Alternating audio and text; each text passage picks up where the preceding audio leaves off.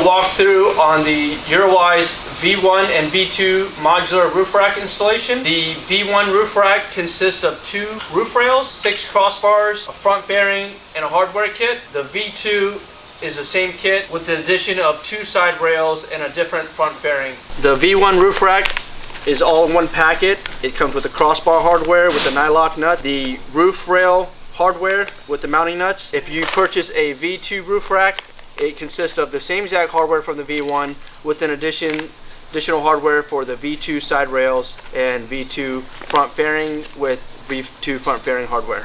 In order to complete the installation, you can use a power ratchet, which helps with speed up the process, or a manual ratchet is perfectly fine. A 5mm Allen, 13mm socket, and a 19mm socket. A wrench is fine as well. Well, now you're just going to need the V1 roof rack hardware, whether it's the V1 or V2. We'll start off using this hardware pack. What I do is situate the roof rails in position like it would be on the car. They are marked left and right so that you can't mix them out.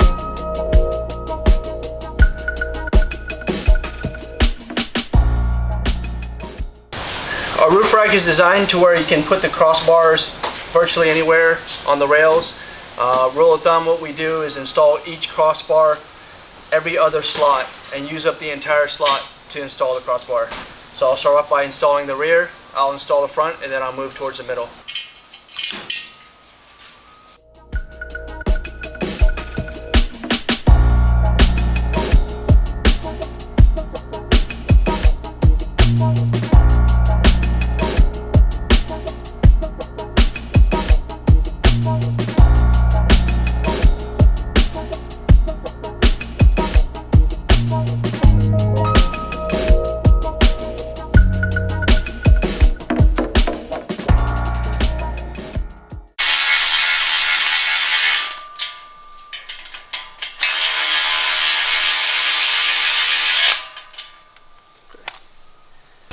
Now that I have the front and rear crossbar tightened, you want to leave just a little bit of room so that way the crossbars still move. What we do is install all 6 crossbars, make sure they're in a position that you're happy with, make sure both side rails are perfectly square, and then I go back and tighten all the crossbars at the same time.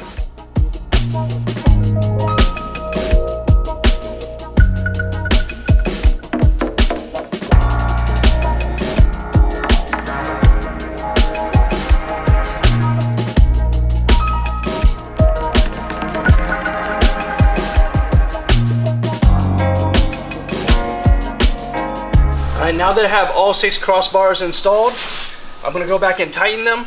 What I do to make sure that they're both square is I'll push the back crossbar all the way to the maximum point on both sides, and then I'll tighten that one down and then tighten the rest of the 5. Now the base V1 roof rack is built. At this step, if you have a V1 roof rack, all you need to do is install the front fairing and then install it onto the vehicle. Next, we're going to show you how to install it on the vehicle and tighten it down and install the V2 roof side rail. We find this the easiest way to install the roof rack and ensure everything is nice and square. However, if you don't have a second person to install the roof rack with you onto the vehicle, this process can also be done on the car, essentially by installing the side rails first loosely and then installing the crossbars one at a time on the vehicle versus on the ground here. You can do it either way.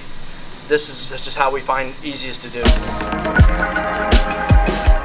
Next, we're going to be installing the roof rails. On this particular vehicle, it did not have roof rails already from the factory.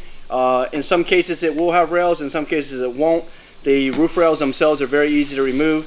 It's typically a couple triple square bolts holding it in on the front, in the back, and in the middle. I'm going to show you the install without it on this vehicle. You can refer to eurowise.com/community to show you how to remove the roof rail if you do have OEM roof rails. So you will be installing 2 carriage bolts on the front and the rear. What you do is in the opening of the roof rail, you just slide it in, just like so. And then 2 in the rear, just like that. And what we'll do is we'll just space them out evenly on the front and rear, and when we install the actual roof rack itself, we'll try to set the roof rack down on top of the carriage bolts. Alright, so now with an additional person, we're going to install the roof rack itself.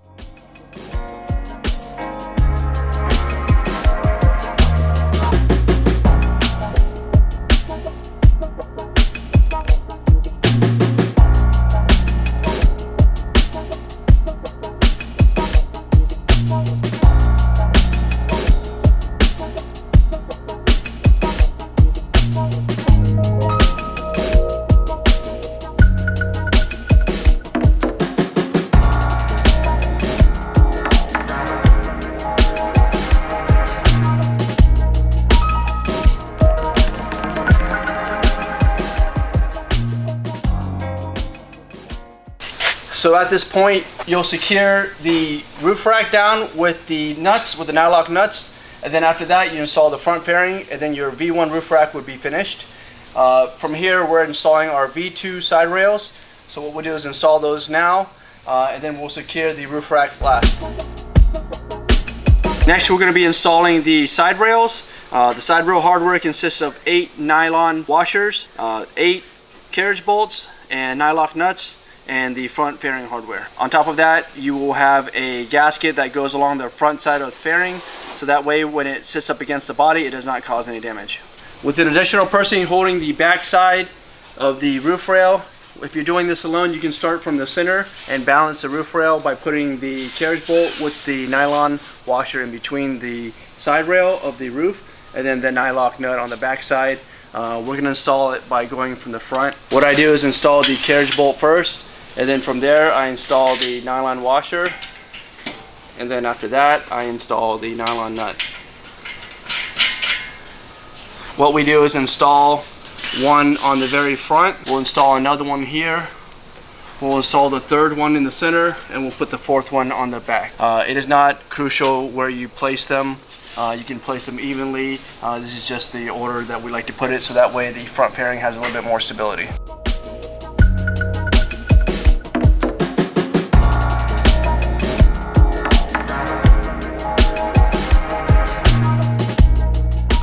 What I do is space out the gap between the ends to see what is even, and then from there I'll install the gasket.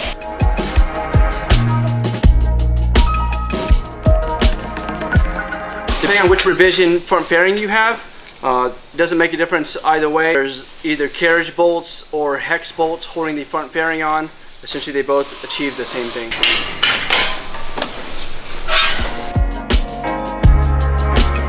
A 5mm Allen with a 13mm wrench will secure the front fairing. What we typically do is line up the top of the edge of the front fairing to the corner of the side rail. Installing the front fairing, it helps to leave the side rails still loose, so that way you can slide and move the front fairing forward in order to reach the 13mm nuts. What we do is line up the roof rails with the OEM tracks here on this line. Whether it's a V1 or V2, we typically, rule of thumb, line it up with that on both sides, and that's how you know you're square.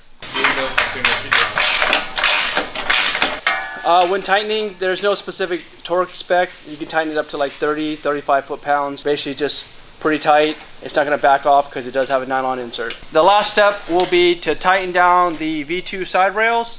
What we typically do is max out this carriage bolt here, and what that will do is when you max this out, we'll max out on the actual inside frame rail, or side rail rather, and then when you push it back, this will be like the stopping point, and that way it'll ensure both the left and right side will be even. So now what I'll do is push this all the way maxed out, and then push the whole entire rail assembly back until it stops, and then from there we will tighten down the, and then here you can basically max that one out also towards the back, and then you'll repeat the process for the last 2 bolts on the passenger side, and then do all 4 on the driver's side.